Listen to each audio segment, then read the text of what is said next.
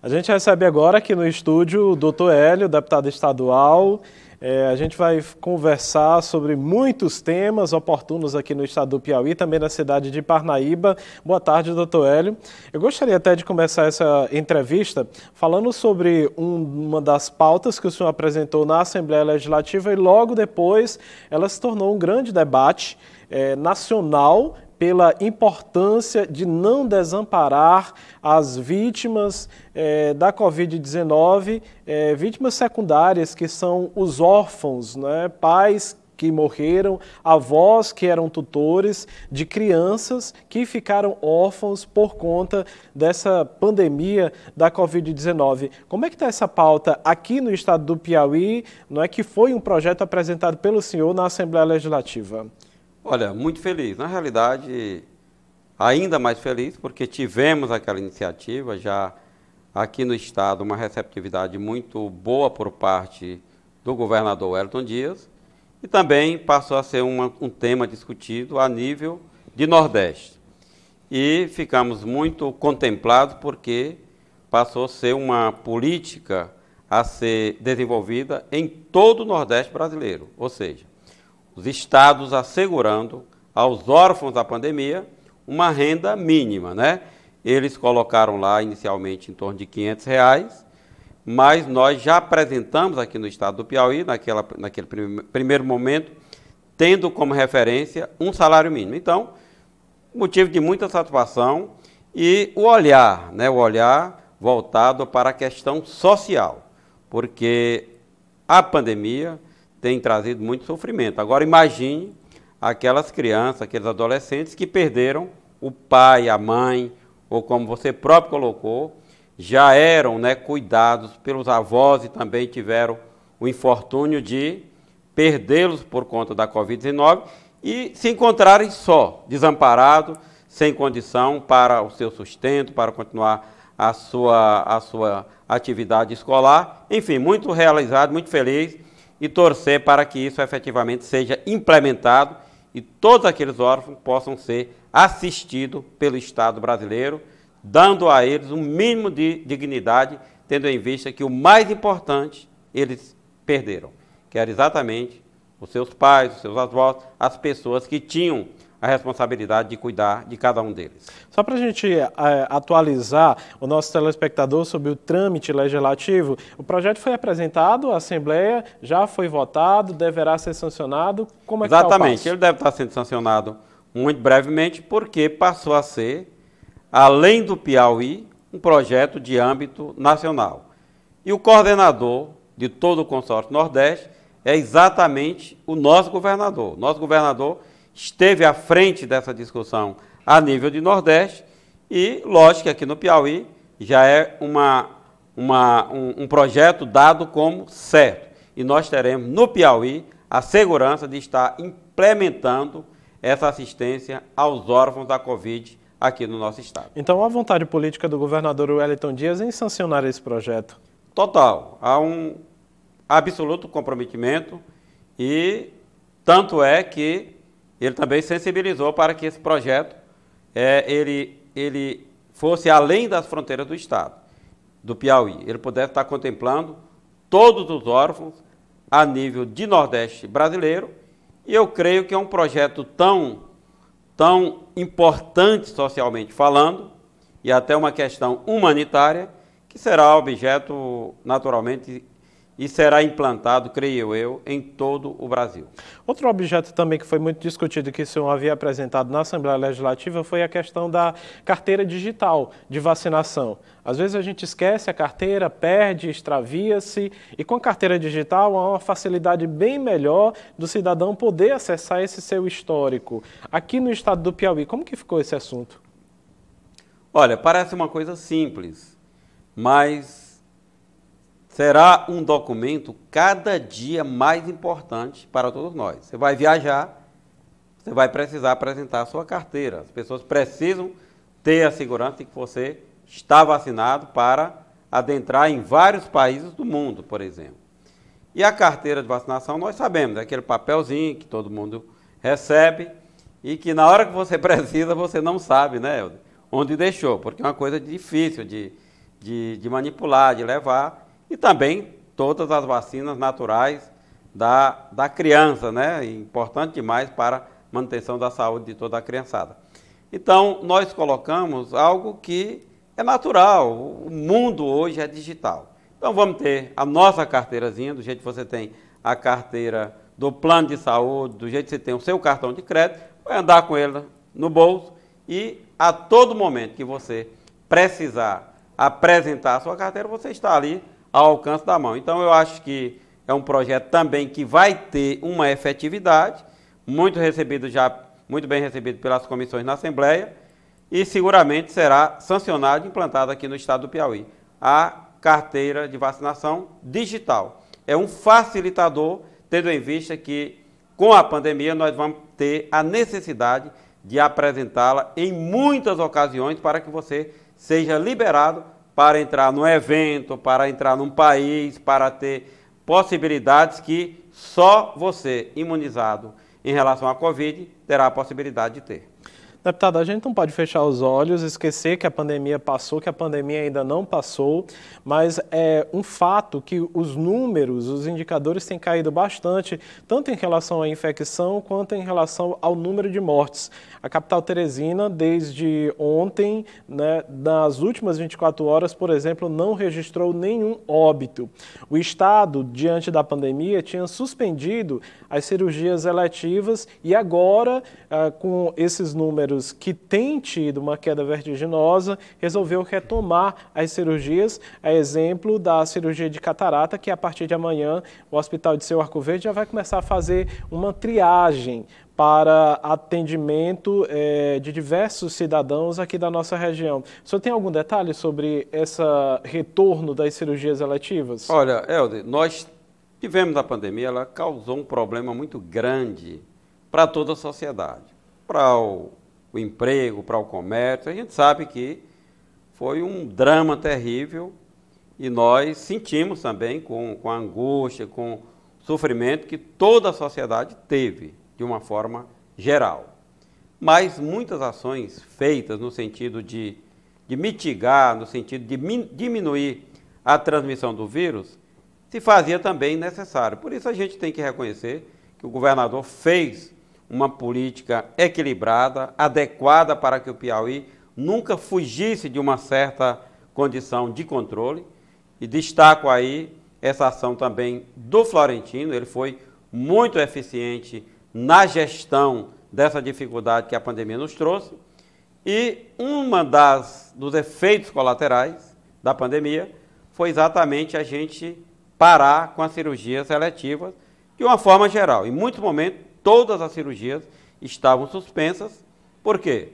Porque todos os leitos estavam ocupados por pacientes Covid, porque você adentrar a um hospital bom para fazer um procedimento, você corria o risco de ir lá contrair também a Covid e ter um problema ainda muito maior, mas com a participação da sociedade, tomando esses cuidados que são importantes ainda hoje, com a máscara, com a higienização, com o afastamento, e também a vacinação, e principalmente a vacinação, que começou atrasada no Brasil. O governo federal teve muita dificuldade, muita hesitação em planejar uma vacinação com mais celeridade para todos, mas ela começou a andar. E à medida que a vacinação começou a evoluir, nós percebemos que começamos a ter uma serenou, né? Parou aquele momento de desespero em que todos os leitos hospitalares eram ocupados por Covid, sejam leitos clínicos, leitos de UTI. Então chegou o momento de, com essa segurança, com um número significativo, mais de 40% dos brasileiros já tomaram, por exemplo, a primeira dose, que já dá uma segurança, seja de qualquer tipo de vacina. Todas elas têm uma boa eficácia e nenhuma protege 100%. Por isso que a gente diz que precisa continuar com os cuidados que nós podemos fazer aqui, usando máscara, o gel, o álcool em gel, o distanciamento, enfim. A vacinação avançou e nós temos um controle melhor. Então, voltamos agora com a questão da cirurgia. Cirurgias eletivas já se desenvolvendo e a CESAP tendo a preocupação de retornar com os mutirões. Porque se já havia dificuldade numa condição normal de acesso aos procedimentos cirúrgicos, imagine com essa parada que foi consequência da pandemia. Então, o Florentino já está fazendo isso, um cronograma em todo o estado, e aqui em Parnaíba já vamos ter aqui o mutirão de cataratas, final de semana, vai contemplar muita gente, é muito importante porque é uma cirurgia caríssima para a condição econômica do nosso povo, mas na esteira disso virão cirurgias geral, ginecológica, ortopédica, urológica. Então nós estamos fazendo um grande planejamento para que todas essas cirurgias pediátricas possam estar sendo desenvolvidas em sistema de mutirão para que as pessoas tenham acesso a um problema que elas precisavam e precisa que seja resolvido, mas que a própria pandemia trouxe uma dificuldade muito maior. Por isso nós somos a favor, estamos trabalhando com a CESAP, com o secretário Florentino, para que esses mutirões possam acontecer com uma celeridade muito maior ainda. Deputado, pode até se dizer que vai ser, sim, um legado da pandemia, da Covid-19, é inegável a evolução da infraestrutura, da capacidade hospitalar, o aparelhamento do Hospital de Seu Arco Verde. Agora a população está com bastante expectativa sobre essa reforma e ampliação. Como anda esse projeto?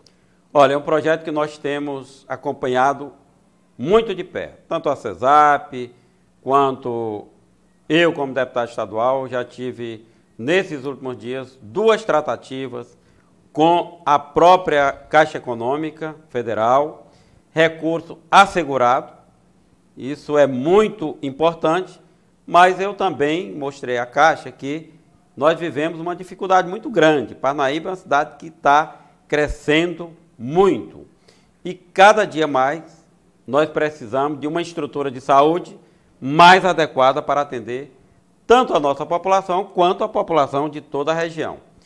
E aquela burocracia, aquele processo muito burocrático, característico do Estado brasileiro, mas que finalmente nós começamos a enxergar uma luz no final do túnel.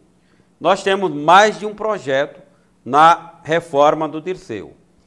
E dizer com alegria que o projeto da clínica ortopédica, a Caixa Econômica já liberou para licitação. Então, nós já temos um primeiro projeto que já está sendo liberado, vai ser licitado. Tenho certeza que no segundo semestre nós vamos estar iniciando essas obras.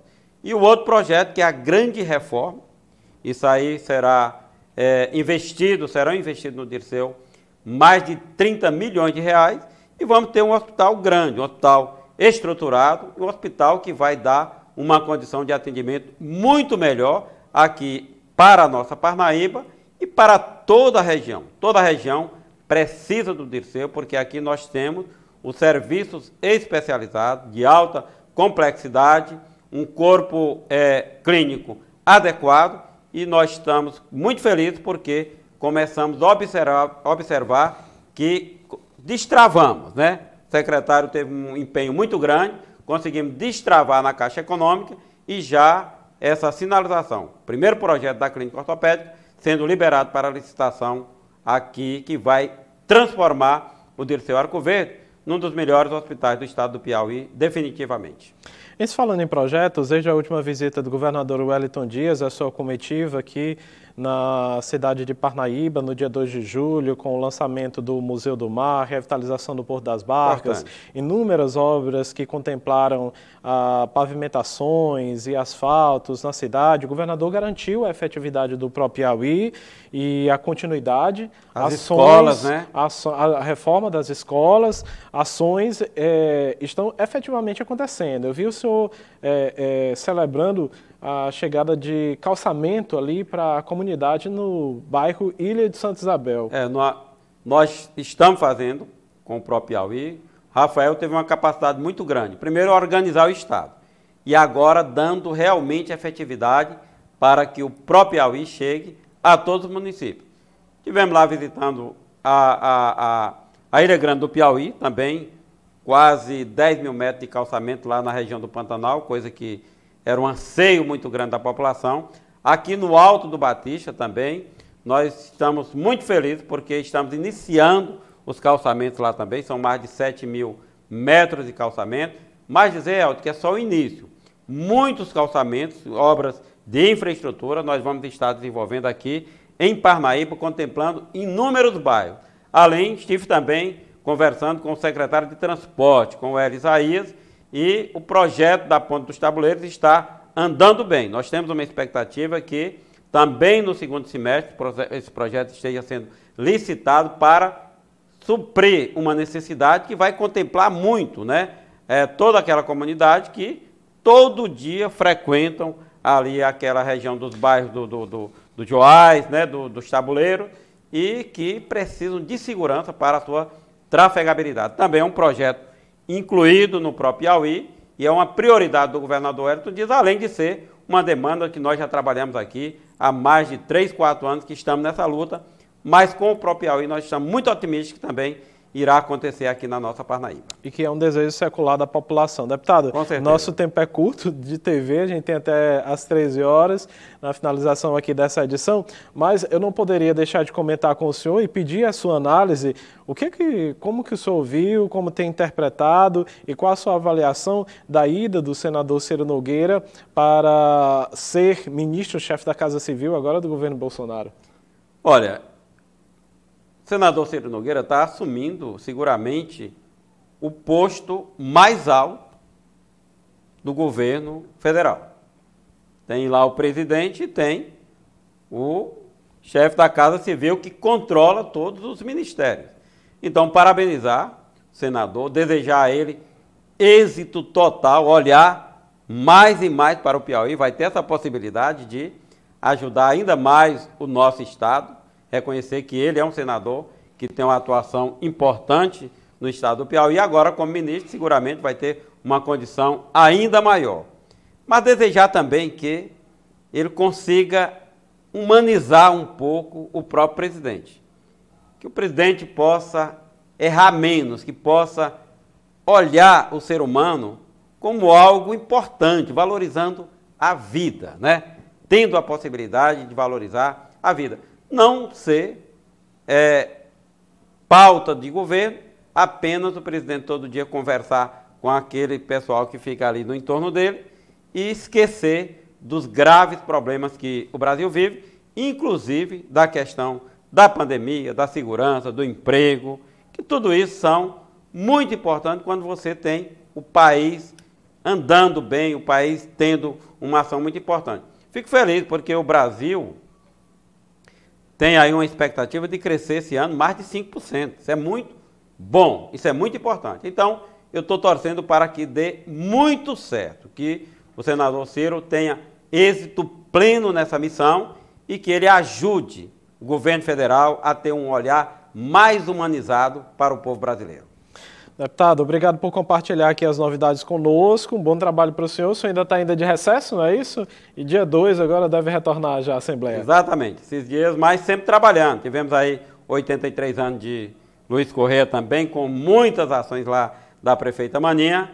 Ou seja, o nosso objetivo, Helder, como deputado, é ter a possibilidade de apresentar projetos importantes, como você colocou, a atenção aos órfãos, a extensão do prazo de concurso, a própria carteira de vacinação, inúmeros projetos nós apresentamos, e ser esse elo de ligação, levando as dificuldades que nós conhecemos aqui da região, para que o governo do Estado as priorize e possam acontecer aqui boas ações no nosso município, na nossa região, como nós observamos neste momento, através principalmente do próprio Piauí, coordenado pelo nosso secretário de Fazenda, Rafael Fonteles. Boa tarde, deputado. Continue lá brigando por nós, cobrando realmente os nossos frutos aqui para a nossa região. Obrigado, boa tarde.